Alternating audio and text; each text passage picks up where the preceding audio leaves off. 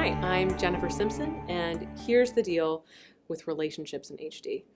I'm joined today with Katie Moser, who is well known and well beloved by the HD community. You might recognize her as the MC at the NY Talent shows if you've been to convention, but she's also a really prominent advocate and has been for many years. So I'm going to let Katie say a few words about herself. Thank you. I grew up in a family affected by Huntington's disease. My grandfather was symptomatic when I was younger, and he passed away my senior year of college. And after I graduated with my degree in occupational therapy, I ended up going to work at the long-term care center where he had lived. The facility has a Huntington's disease unit, and I was able to learn more about Huntington's disease and decided to go through genetic testing. And with that, I ended up finding out that I do have the genetic mutation that causes Huntington's disease. So I started to talk about HD and create some awareness, fundraise, and get involved with the HDSA. Okay. So I need to know, Katie, we are going to talk about relationships. We're going to get into some nitty-gritty stuff. So my first question for you is, when you decided to go through the testing process, were you in a relationship at the time? And if so, did that impact your decision to test? Or, vice versa, were you not in a relationship, and because of that, did you think, all right, this is a good time for me? Well, I actually never dated before testing. I didn't grow up with great relationship role models, so I just focused on, in college, I focused on college and studying, and then, coming out and, starting working, and it wasn't really something I was interested in. And then I went through testing, and then I made up a list of rules for like what would happen if I tested, and if I tested negative or if I tested positive. And I figured that if I found out that I did have the gene for Huntington's, when I dated, I wanted to be open with it. I wanted whoever I was dating to know about Huntington's disease and know what was in the future. And I figured the third date, that was the date where I would tell them about my gene status. You decided that was like the Goldilocks moment? If I made it to a third date, that had potential. Okay. So you thought like, all right, this person, we've made it through 3 dates. They're not boring me to tears. I'll just reveal. Yeah, I'm just going to let them know and then, see what happens. How do you roll it out? What's your sort of approach? Well, the first guy I dated, I told him, we were having dinner and I just told him that, I had gone through testing. I had this family history and this gene. And at the time, I was being interviewed for some different media pieces, and he then thought that cameras were following. So that kind of weirded him out a little bit. But no, I just told him the truth about Huntington's and what it means for the future, and that we're working on research and finding a cure and everything, but that it's there. What are sort of the main points you want to get across to a person that you're dating about HD when you get to that third date point? I try to tell them that, that about the disease. Yeah. I tell them it's a brain disease, that there's cognitive, behavioral, and motor symptoms. I tell them about the risk of, passing it on and things like that. But I also tell them that it's, I don't have it right now. It's in the future, but right now I'm still me. And, like I can still do things that I want to do and, things that have fun. I live life. Yeah, but there's nothing impeding you. Yeah, there's nothing stopping me right now, but it's something that I plan for in the future. It's interesting because I could feel you sort of thinking about it as almost like a balancing act of sort of how much to divulge in that moment, but also it sounds like maybe trying not to paint a bleak picture, right? Or Yeah, because I mean, I don't feel hopeless. Yeah. So I don't want to like come across as like that this is a terrible thing, because I don't think of it as a terrible thing. Yeah. You know, I think of it as something that like I'm actively trying to prevent. Like I'm trying to do positive things to, you know, help have a longer life. Yeah, and you don't feel helpless in this process. Yeah. Like, it sounds like that's also a big thing to note. It's not like you're sort of sitting back or feeling like this is something that is happening to you. You are being active in the world, in your life, and in the HD world as well. Yeah. And I mean, I hope that when I do date, that the person would want to be active in it as well. So I was wondering, is that kind of like a litmus test for you as well? Like whether someone, if you get through that third date, it goes well, everything's show okay. up to my fundraiser. Exactly. Are they going to a walk? You know? Yeah, like it's kind of like, okay, like this is my life. You know, I mean, I am out. I do like going out. I like having fun. I like doing, you know, things, you know, hiking or, you know, going to video games. You know, like, I mean, I like doing things, but like I also have this part of my life that's like every year going to convention. Yeah. And I would want that person to then be part of that. So, yeah. It's like the whole self, right? Yeah. Yeah. This is all of me. Exactly. It's all or none. It's part of the deal. Yeah. So something that I sometimes feel within the community, especially for folks who are positive, is maybe a sense of apprehension about how much they want to talk about HD in a new relationship, if they even ever want to talk about it until they get to a point where they're like, well, we're thinking about getting married. Maybe I should talk about HD now. How did you decide to talk about it earlier? By the third date. Yeah. I think like I said, I don't date a lot. So for me to make it to a third date is something. Like, you know, then it does have potential. And I have used it to get out of going on a second date. So you're like, I'm not even going to go there with this person. Yeah. So I'm like, yeah, so my brain's slowly dying. And usually then they don't call me back. But no, I mean, it's I want someone to be involved and know about it early. Like, I think that that gives them time to think about it. It gives them time to get to know me. And also know this other part of you. Yeah. Yeah. And not, you know, and to know that I'm being honest about it. Like I wasn't trying to hide anything. Yeah, because I mentioned if it were reversed, right? If someone were coming to you with a similar situation, you would want to know. You would want to have that honesty within your relationship. Yeah. From the beginning. Honesty is good. Honesty is the best policy. Yeah. Now, when you mentioned that before you decided to get tested, you didn't date, that there really wasn't like space for that in your life. Was that a conscious choice for you? It just didn't. I mean, I guess to a point it was conscious. Like, like I said, growing up, I didn't have much to go by, like, as to what about it made it a positive thing, dating and relationships. So it just wasn't something, it wasn't something I was proactive about. Yeah, and it's hard if you don't have like a positive relationship role model where you say, you know, I want something like that, or I want something like what those people have. Yeah. It's hard to try and seek it out because you don't know what you're looking for. Right. You then have to figure that out as an adult, which is a fun process. So how did your priorities shift once you got your test results? Once you had that positive result, did your dating priorities shift? Did your priorities and what you wanted in a partner shift? Like, I mean, I thought that if I was dating, I wanted somebody, like I said, somebody who would be understanding and would want to be involved. I mean, I still wanted someone who fit within my standards, but there's a whole list. So it kind of like,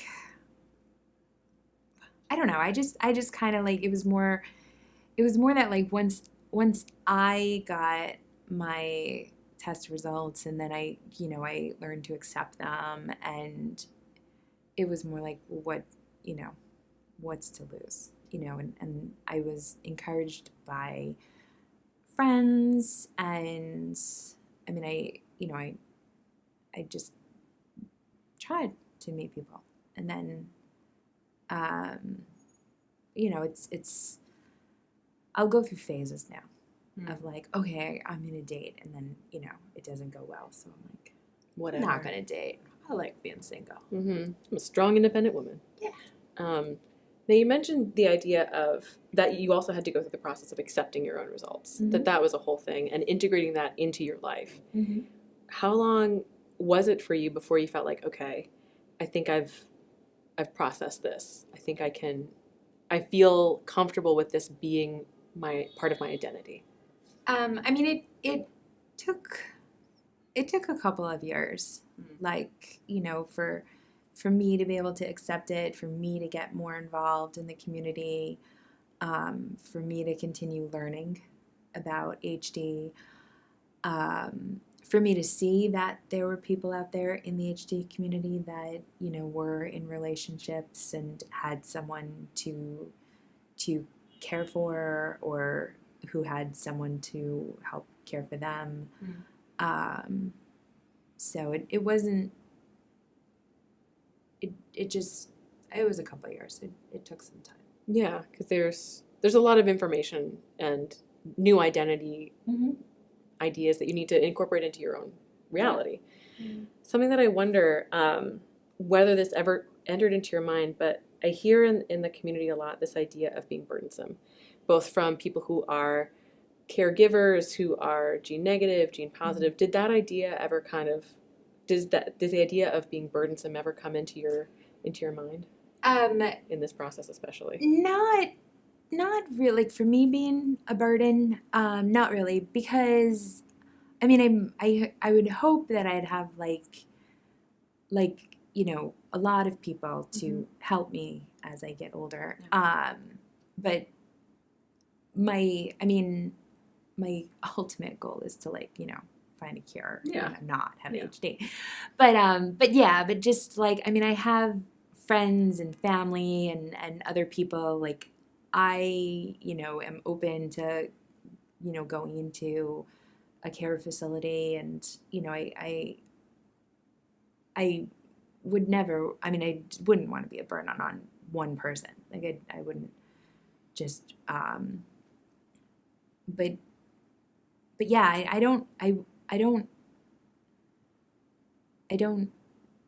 wouldn't, like, the whole idea of dating and relationships, just so that I'd have someone to care for me is not, like, I think I have other resources. Not appealing. Yeah. Yeah. It's just.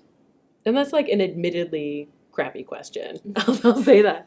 But I wanted to ask it because I think it's something that crosses people's minds. And it's good to at least have that be like, okay, this is a thing you might be thinking. It doesn't have to be an overwhelming thing that controls you or your life or a fear that you have. But, there are other things that you can do. There are so many reasons to meet people, to be open in the world, to incorporate your positivity as a facet of who you are and not something that defines you necessarily. And thinking about that, like, how do you incorporate positivity sort of into your identity? Like, where does that fit for you? What are things that maybe you feel like you've gotten out of post-testing that you bring into relationships that maybe you wouldn't have had before, you didn't have before? Well, I definitely think after testing and finding out, I'm more, like, I do try to, like, do things and do more with my life, whether it's like travel or just trying different things, taking chances. Like, it's kind of, I probably was a little more reserved before testing. But, I think it kind of just puts, like, a time limit on life. So it's like, okay, well, if I want to do stuff, I have to go out and do it. So I've definitely, while dating and being a part of relationships, I've definitely tried to, get the person I'm dating to go out and be a part of that as well. Go out and go and live life as an adventure. Right, like saying yes more, saying yes to things you would have said. Everything. Exactly. Yeah. Well, it sounds like things. it's almost well, it's almost like been sort of disinhibiting Mhm. for you in a way. Like it sort Yeah. of broke down whatever barriers you might have had to experiences that you wouldn't have gone through, Yeah. right? Experiences that you wouldn't have had, trips you wouldn't have taken, things you wouldn't have said yes to. Yeah, because you know, I mean, I want to be able to do the most that I can. Is there something where you've, you know, I know we've talked a little bit about like priorities. When you think about going out into the world, has having a positive test result, has it changed what you want in a person? I know you talked a little bit about like wanting them to be involved and wanting them to go to things, but has it changed any of those like litmus requirements or the laundry list of things that you need in a partner? No. Your standards. No, I think my standards, I mean, I wrote them in college and I think they're pretty like yeah. So they're pretty high, let's be honest. But I it really hasn't, because I think probably, even though I wasn't out dating, you know, I probably based my standards on what I saw and, you know, trying to figure out who I would date. And I think I mean, yeah, there are people probably who think that they're too high, maybe. So no whatever, such thing. Whatever. No such thing. But yeah, I don't know. I